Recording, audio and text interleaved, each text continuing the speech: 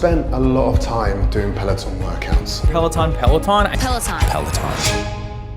Picture this. It's 2021, and Peloton is the king of fitness. Its $50 billion valuation a beacon of pandemic-era success.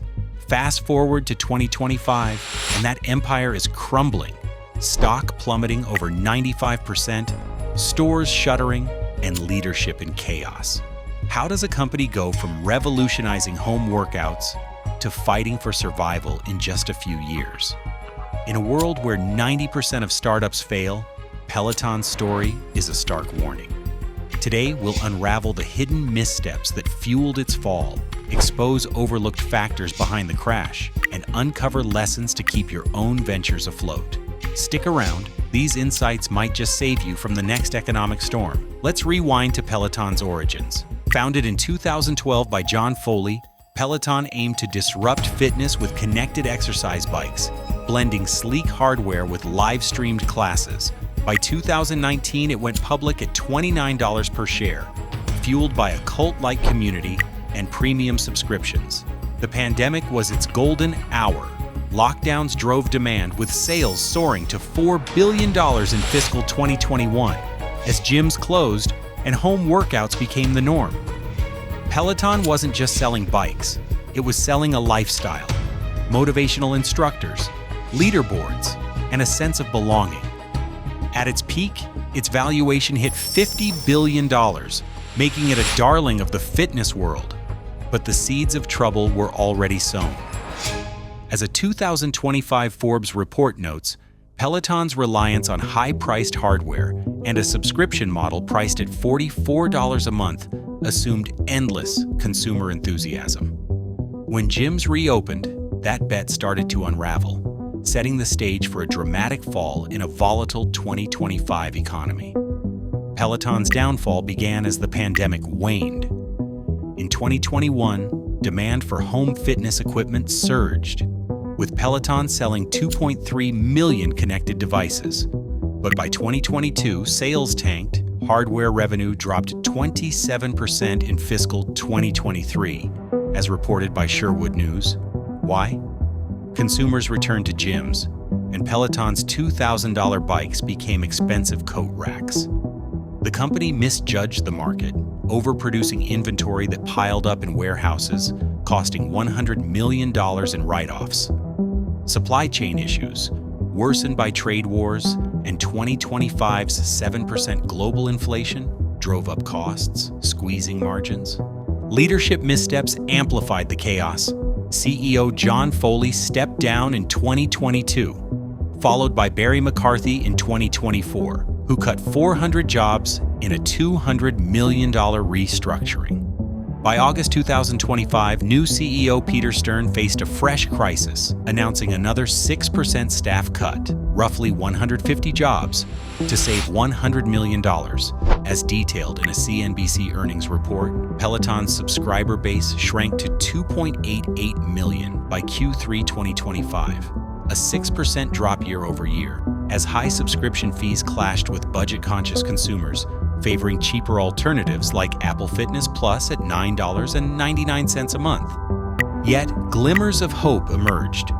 Peloton pivoted to a subscription-first model, boosting digital app revenue and partnering with retailers like Amazon to offload inventory.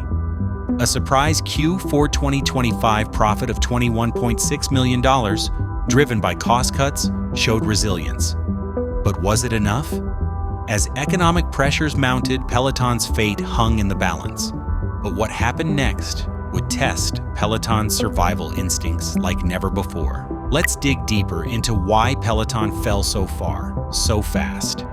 At its core, the company misread the post-pandemic consumer. The $44 monthly subscription, once a badge of exclusivity, became a burden in 2025's economy, where 60% of consumers prioritized value per a Deloitte report. Peloton's hardware-heavy model, unlike software-driven competitors, tied it to costly supply chains, vulnerable to tariffs like the 50% duties on aluminum products noted in CNBC's Q4 2025 analysis.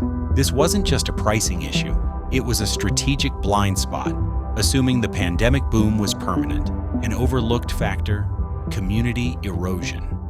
Peloton's strength was its cult-like following, but as gyms reopened, 20% of subscribers churned, seeking in-person connections. This mirrors the dot-com bust, where overhyped tech firms like Pets.com collapsed when consumer behavior shifted.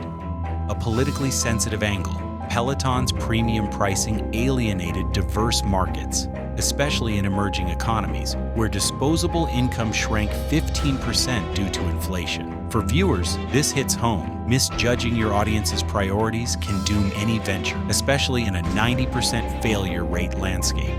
Questioning bullish reports like Peloton's own 2025 guidance predicting revenue growth reveals cracks. Cost cuts drove profits, but declining hardware sales, down 27% in Q3, signal structural weaknesses. Overstocked inventory and a 43% debt reduction, while positive, can't mask the core issue. Peloton's model hasn't adapted to a world where experiences trump equipment. Compare this to Netflix, which pivoted from DVDs to streaming. Peloton's half-hearted app focus lags behind. Looking to 2030, Peloton's path is uncertain.